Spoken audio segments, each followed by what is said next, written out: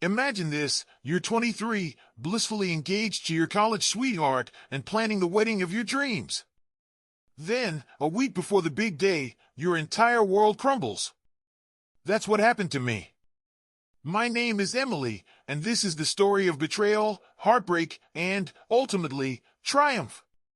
For years ago, I was head over heels for Greg, my college boyfriend. We'd been inseparable through school, and getting engaged felt like the natural next step. But a week before our wedding, Greg disappeared, vanished without so much as a goodbye. Instead, he left me a letter. A letter!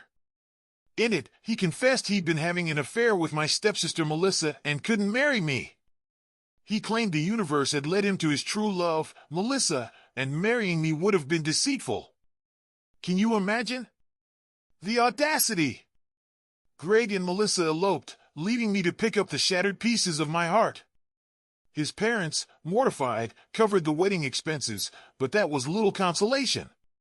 My parents were furious, especially my stepfather, who practically raised me. He even considered hiring a private detective to drag them back, but I begged him to let it go. I just wanted to escape the humiliation. Melissa and I had a rocky history.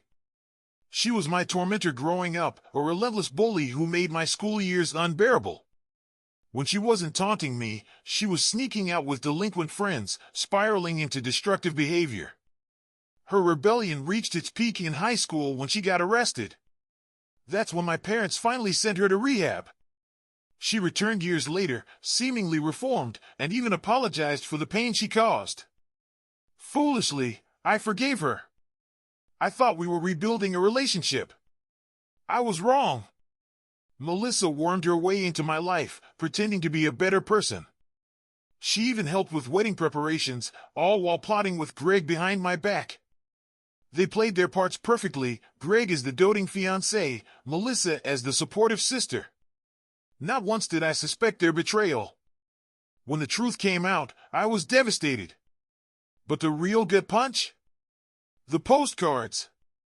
Weeks after the wedding that never was, Melissa began sending me postcards from California, flaunting her happiness with Greg. Each photo, each word, was designed to hurt. "Sorry for the surprise before your wedding," she wrote mockingly. She wasn't sorry at all. The postcards kept coming for months, each one a knife twisting deeper. It was calculated cruelty, a reminder that she'd won. Therapy became my lifeline. Slowly, I rebuilt myself. My parents disowned Melissa, cutting her off from our family and the business she once hoped to inherit. My stepfather, determined to right the wrongs, offered to mentor me to take over the family business. I embraced the challenge, pouring myself into learning and growing. Years of hard work paid off. I now run the business successfully, and my parents enjoy their retirement, proud of what I've accomplished. Greg and Melissa? They're a distant memory. Karma worked its magic. I don't know where they are now, and I don't care. My life is full of purpose, love, and peace, things they'll never steal from me again.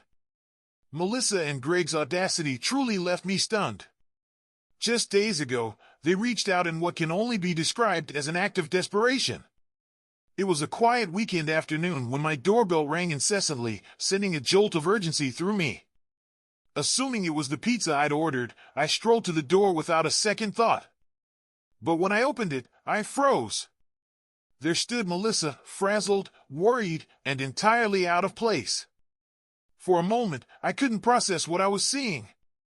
Melissa, who had always carried herself with an air of superiority and impeccable style, was now in faded, ill-fitting clothes that told a story of struggle and neglect. Her jeans were too short, her frame thinner than I remembered, and her expression was a mix of guilt and desperation. It was painfully obvious why she was there, yet I waited in silence, letting her muster the courage to speak. When she finally did, her words confirmed what I'd suspected. She needed help. Her husband, Greg, had been unemployed for months and was sinking into a haze of alcohol instead of seeking work. Melissa, having abandoned her career to play the role of a homemaker, now found herself with an outdated resume and no prospects. She explained that they had been living on the kindness of others, but it wasn't enough. She'd heard from relatives that our father had retired and passed the family business to me, so here she was, hoping I could offer Greg a job. Her plea was layered with regret and veiled guilt. Melissa admitted she felt terrible for her past betrayal, stealing my fiancé and flaunting their happiness while I nursed the wounds of her treachery. She claimed to have changed and hoped I would overlook everything, given my kind heart. But her confidence, that I would relent simply because she asked, was both laughable and infuriating.